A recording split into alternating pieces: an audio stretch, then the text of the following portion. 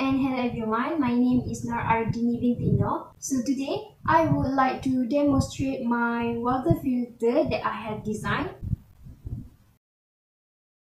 Materials that we need are two mineral bottles, some gravels, some rocks, charcoals, coffee filter, rubber band, and water.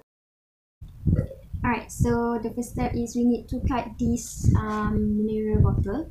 So I already made a hole.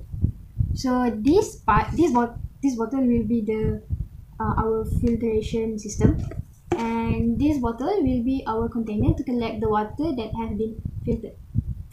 Okay, so we will use a cutter to cut these two mineral bottles.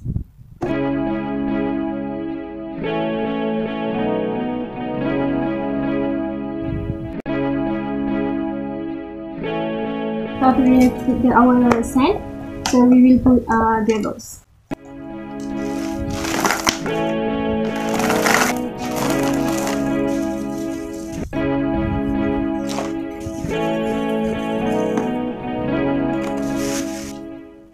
We have set up our filtration system. I will pour slowly in the water in the filtration system.